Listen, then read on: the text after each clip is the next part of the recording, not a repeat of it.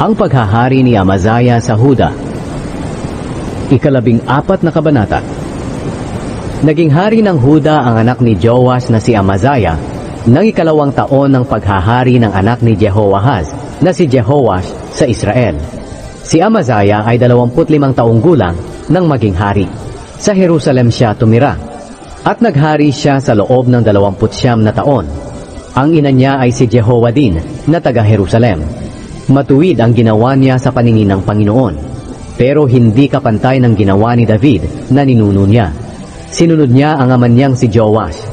Hindi rin niya ipinagiba ang mga sambahan sa matataas na lugar, kaya nagpatuloy ang mga tao sa paghahandog at pagsusunog ng insenso roon. Nang matatag na ang paghahari ni Amazaya, ipinapatay niya ang mga opisyal na pumatay sa kanyang amang hari.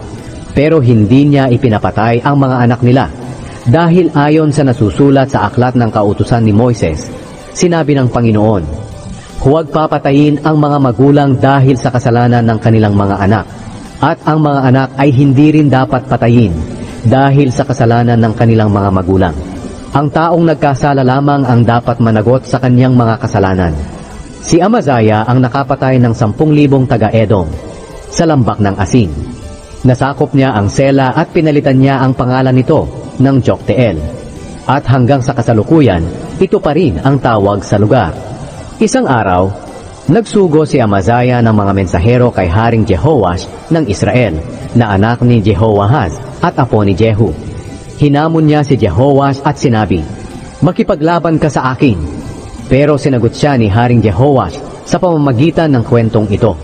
Doon sa Lebanon ay may halamang may tinik na nagpadala ng mensahe sa puno ng sedro. Ipakasal mo ang anak mong babae sa anak kong lalaki. Pero may dumaang hayop mula sa gubat at tinapaktapakan ang halamang may tinik.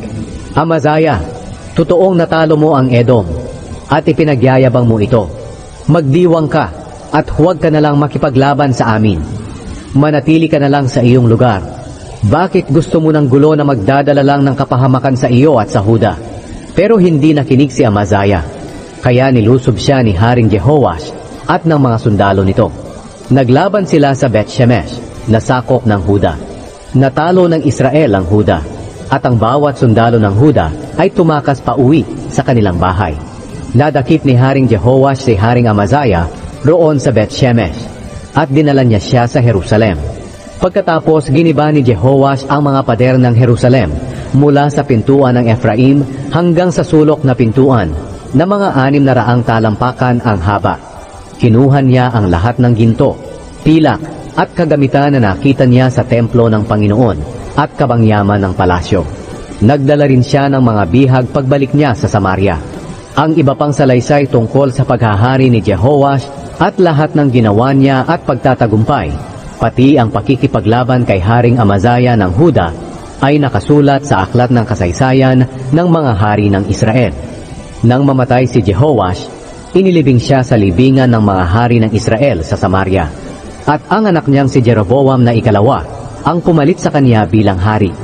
Nabuhay pa si Haring Amazaya ng Huda ng 15 taon matapos mamatay si Haring Jehoash ng Israel. Ang iba pang salaysay tungkol sa paghahari ni Amazaya ay nakasulat sa aklat ng kasaysayan ng mga hari ng Huda. May mga taga-Jerusalem na nagplanong patayin si Amazaya, kaya tumakas siya papunta sa bayan ng Lakish, pero nagpadala sila ng tao para sundan siya roon at patayin. Ikinarga sa kabayo ang bangkay niya pabalik sa Jerusalem at inilibing sa libingan ng mga ninuno niya sa lungsod ni David. Ipinalit ng mga taga-Huda si Azaria na anak ni Amazaya bilang hari. Si Azaria ay 16 na taong gulang nang maging hari. Muli niyang itinayo ang Elat at naging bahagi ulit ito ng Huda nang mamatay ang ama niyang si Amazaya. Ang paghahari ni Jeroboam na ikalawa sa Israel. Nagsimulang maghari sa buong Israel ang anak ni Joash na si Jeroboam na ikalawa nang 15 taon ng paghahari ni Amazaya sa Huda. Sa Samaria siya nakatira at naghari siya roon sa loob ng 41 taon. Masama ang mga ginawa niya sa paningin ng Panginoon. Sumunod siya sa mga ginawa ni Jeroboam na anak ni Nebat, na naging dahilan ng pagkakasala ng mga taga-Israel.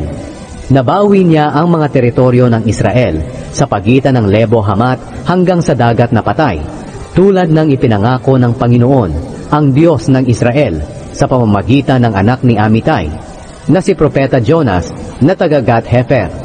Niloob ng Panginoon na mangyari ito, dahil nakita niya ang paghihirap ng mga Israelita, alipin man o hindi, at walang sino mang makakatulong sa kanila. Dahil sinabi ng Panginoon na hindi niya aalisin ang Israel sa mundo, kaya iniligtas niya ang mga Israelita sa pamamagitan ni Jeroboam na ikalawa, na anak ni Joash. Ang iba pang salaysay tungkol sa paghahari ni Jeroboam na ikalawa, at lahat ng ginawa niya at pagtatagumpay, pati ang pagbawi niya sa Damascus at Hamat na sakop noon ng Huda, ay nakasulat sa aklat na kasaysayan ng mga hari ng Israel. Nang mamatay si Jeroboam na ikalawa, inilibing siya sa libingan ng mga hari ng Israel, at ang anak niyang si Zacarias ang pumalit sa kanya bilang hari.